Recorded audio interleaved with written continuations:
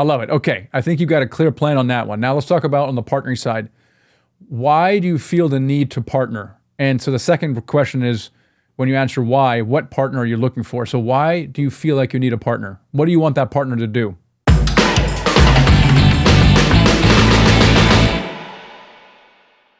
Yeah, I realized that when Cody mentioned that I'm a little bit behind on my mentorship program, but he's there at every time to support me with whatever the stuff I need to get on. Then I realized that I need to time box things, because once I'm getting caught up with work for 2 to 3 weeks, I'm not looking at these courses. Once I start this, I'm lagging there. So I thought, at the phase of life I am in, both are important. Like right now, my full-time job is important to keep my paycheck coming. This I have to build it somehow. Until I get there, I can't leave this. So then I started time boxing, like, okay, let me do my job. I should not distract it. But outside the hours, let me make my changes in my lifestyle. Like get up at 4:30 first. Let me first 2 hours, let me do this content. Then go to my regular job, so that my regular the job duties around the home and work won't get distracted. And in the night, if I get 1 hour, let me sit. And then somehow I have to expand my daytime to get into this without affecting the regular full time until I'm comfortable with this. So I started So this is things. great, Sudhir. So you actually got up at 4:30 in the morning Yeah. to kind of go through the coursework and do the practice and things of that nature. That Yeah, is interesting. just to get warm up myself, I will do like little half an hour, 40 minutes of my workout, and 5:30 to 7 is my full time on this. No one will pick me, ask me anything. I will do Now, this. Sudhir, it could have gone the other way too. It could have been like you're like, everyday life takes over so much that you were like, you know what, I'm just gonna move on with my life. Why did you do the things that you did? Like, think back, you getting up at 4 o'clock, 4:30 in the morning. Why did you do that? Because if I don't do that, like you mentioned, every day is going by and I just keep talking, and it also, like, sometimes it affects from family. Like I was telling my family I'm getting into this, and the family started asking, you're telling this for last 1 year, what are the next steps, what are the next steps? Like I'm saying I will do it, but nothing is happening. So it kind of, I stopped telling the reasons for them. I have to show them in action for myself, for them at least something to happen. I have to make some changes. So it's okay. Initially it was hard, but now let me practice getting at 4:30. Sky is not going to fall down. If I do it for 1 year, it's okay. I'm having my sleep from 10 to 4, 6, 7 hours. I'm okay. That's okay. So I started that. Yeah. I want to make it a habit before I commit to it. Yeah. That's how I started. I love that. You have your coach holding you accountable, which is one thing, right? But when your family's holding you accountable at the dinner table, hey, Dad, what'd you do today? Nothing, Yeah. I I keep just, telling these stories about multifamily, but I also told, we will do one day. And I have been telling this for last 12 to 12 months. Nothing is happening. So that and got me a so little upset. yeah, Whatever. that's good. You need that. And you need it. If you hadn't gotten upset, you might still be doing what you were doing before. And I love that. So you've gotten through the certification process, which means that you've had to learn to analyze deals, talk to brokers, talk to some investors. And so now you're working with one of our full-time syndicators, who are very difficult to find, by the way, because they're so accomplished and they just really want to share and help other people. And so where are you now? And more importantly, maybe where do you feel like you're stuck right now? I'm stuck right now. At least on the hand, I have one or two opportunities where they're asking me to raise the capital.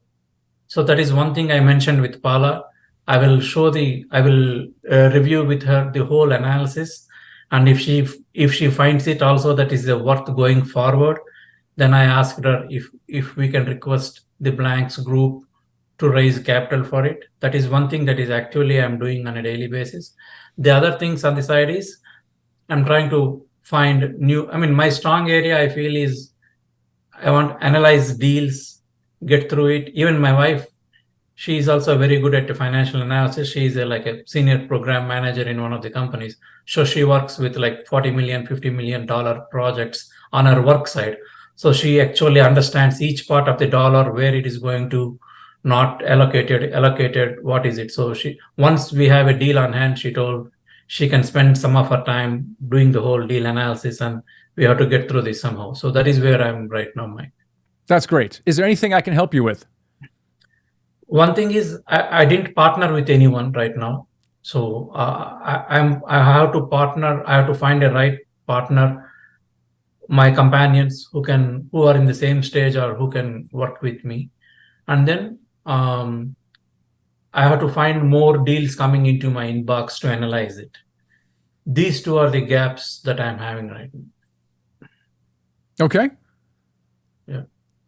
Well, let's talk about you pick your first one. What are you doing to solve each of these or one of those? Pick your favorite one. What have you been doing to solve those problems? Finding deals. Most of the times I'm trying to connect to LoopNet and get the marketing doc from various brokers and things.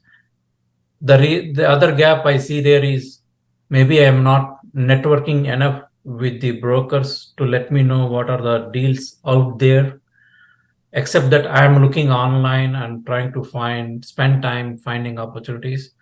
So I was thinking I have to somehow start calling brokers and first get into a relationship with few of them in my metro areas, and then I have to start the next step. That is one gap I see it. And the other thing what I mentioned is finding partners. Same thing, finding partners.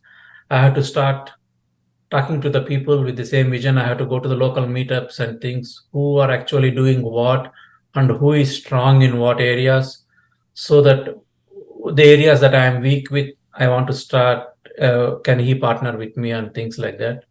That is another gap I find I was thinking of myself. And obviously spend more time once I start networking on these gaps. Those are the things I'm thinking currently, Michael. Okay, yeah, that's good. Let's talk about the deal finding side right now. I think you're right. I think you identified that gap correctly. It is all about the relationship with those brokers. And the reason you get deals from LoopNet is so you can find who the brokers are. But once you know who the brokers are, you got to stop going to LoopNet. You got to do exactly what you just said. You got to start calling them, building a relationship. You get a feel for some of the brokers over the phone and email, how they communicate, what kind of deal volume they have.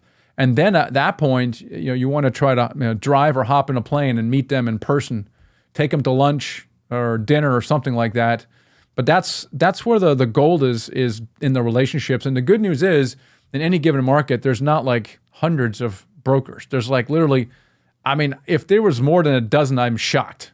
It's still like definitely the 80-20 rule. Like 20% of the brokers control 80% of the volume, so you're probably talking to a handful of brokers. And so figuring out who those people are and then investing in them, that's the key there. So you already identified that gap correctly. Any other thoughts on the broker side? No, I have to action it. I identified the gap. Thank you for the feedback. But then now I have to get to talk to them. That is the part I'm missing right now. I think I got to start doing that. Yeah. Okay. So what do you have to do next in that respect? In that respect, the various brokers that I find in LoopNet from various listings in the areas, metro cities like Tampa, Atlanta, Carolinas, that I'm looking forward, I have to start calling them. If some deal doesn't work out, that's fine, but I have to keep in touch with them so that they remember my name on a day-to-day basis. If something comes up, they have to send me a text or they have to let me know, this is there, are you looking at interested? So that kind of interaction is not there right now with any of the broker, except that I'm going online and picking up, and it takes a few days for broker to respond to me because they get a lot of emails from a lot of people. So once I send a text, I want in the next 1 or 2 hours that guy sees it. Oh, this guy is actually interested. Let me send some details. At least that kind of is not established like we do at our workplaces. Like if I send a message to someone, they will immediately respond to me over a period of. On this side, this is not happening. So I thought maybe I had to do that. This is like a new job for me. So I had to do that. So that's where I love it. I love it. Okay. I think you got a clear plan on that one. Now let's talk about on the partnering side. Why do you feel the need to partner? And so the second question is, when you answer why, what partner are you looking for? So why do you feel like you need a partner? What do you want that partner to do? Oh, it's like what I'm thinking is, say if I get a deal, and if I go through SDA and all through my chain and your network and Paula and everyone says yes, it's a good deal to get into. Then if I start looking for partners and people who can raise the capital, who can manage the property, who can coordinate the whole execution process, maybe 3 or 4 people that I want to partner and start doing things, then I'll fall in the same loop like I'm doing right now. It's not a single threaded, like it may be another few months before I get into the whole network. So while I'm talking with brokers and getting the deals, why not I start open this thread and start partnering with people? I get to know whom I can work with. If there are some people, if I'm not able to comfortably work with, maybe I will go to another person. And the reason is, if I start talking to more people, I will get to know more. Maybe some have done already deals who are ready to include me in their thing. Or if they have made some mistakes, if I have a good friendship with them, they will tell, okay, once you get a deal, look for these areas where you will go a loss, pay special attention to that. So all those things I start parallelly talking to people so that I can use it whenever I start deal analysis. Both things should be parallel is what I'm feeling, not like a one after the other sequence. Yes.